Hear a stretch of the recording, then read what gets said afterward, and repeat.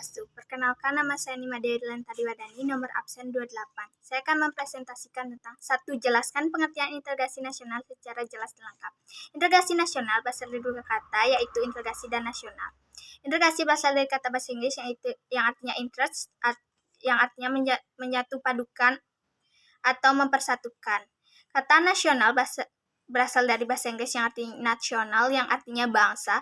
Berarti integrasi nasional, penyatuan berbagai kelompok sosial dan budaya ke dalam satu wilayah nasional yang akan membentuk sebuah identitas nasional.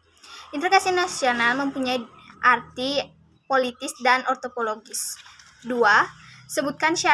Sebutkan pendapat para ahli tentang integrasi.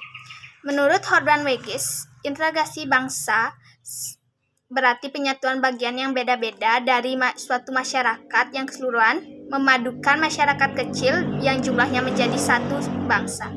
Menurut Mayor Weiner, integrasi menunjukkan pada proses penyatuan sebagai kelompok sosial budaya ke dalam satu wilayah dalam rangka membentuk suatu identitas nasional.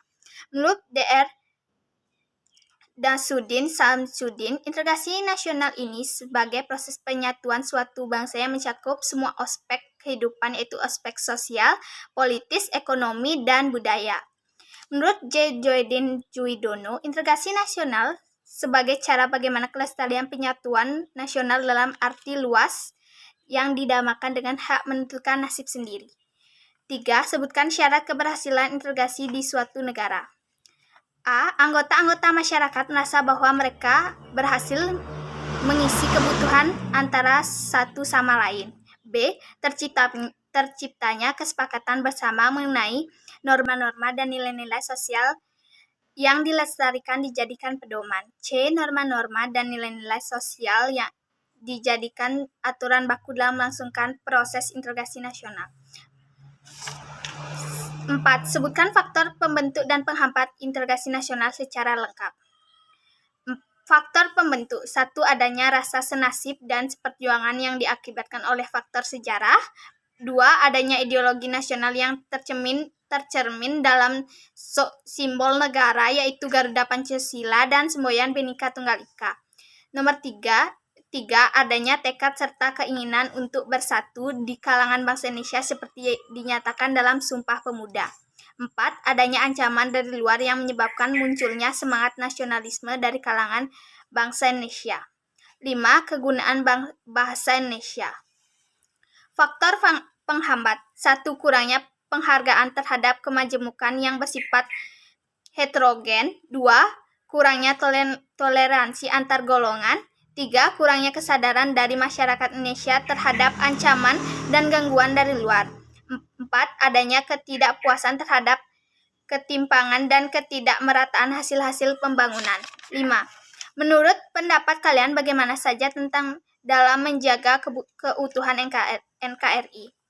Dalam menjaga keutuhan NKRI pasti ada tantangan yang dihadapi yang kita ketahui saat ini. Indonesia masih didorong dengan berbagai hal yang dapat mengancam kedaulatan kita. Selain itu muncul berbagai permasalahan antara lain, yaitu 1. Pelanggaran wilayah.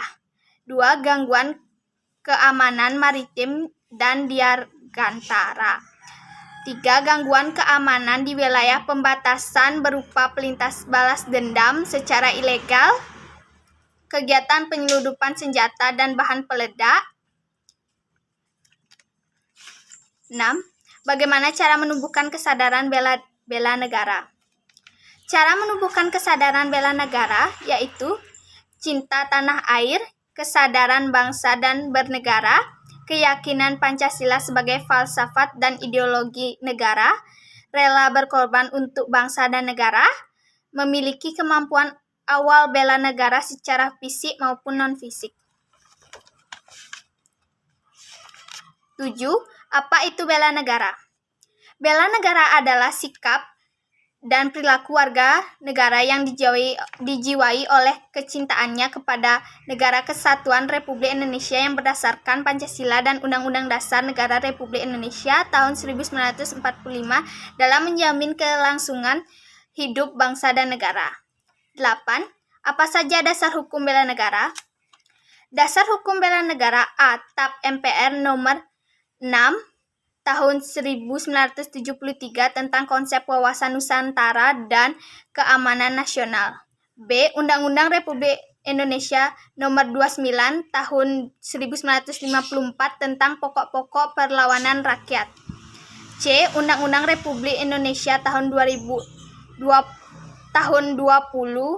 Nomor 20 Tahun 1982 tentang ketentuan pokok Hakam Negara Republik Indonesia diubah oleh Undang-Undang Republik Indonesia Nomor 1 Tahun 1988.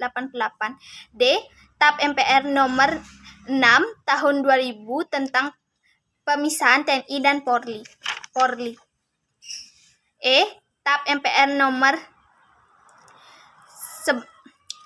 8 Tahun 2000 tentang peranan TNI dan apa saja yang menjadi ancaman tentang penghambatan dan gangguan dalam bela negara. Yang menjadi ancaman, tantangan, hambatan, dan gangguan dalam bela negara adalah A. Dari luar, agresi, pelanggaran wilayah oleh negara lain, spionase atau mata-mata, sabotase, aksi teror dari jaringan internasional. B. Dari dalam negeri, pemberontakan senjata, konflik horizontal, aksi teror, sabotase, aksi kekerasan yang berbau sara, gerak perusakan lingkungan. 10. Apa saja yang bisa kamu lakukan untuk bela negara?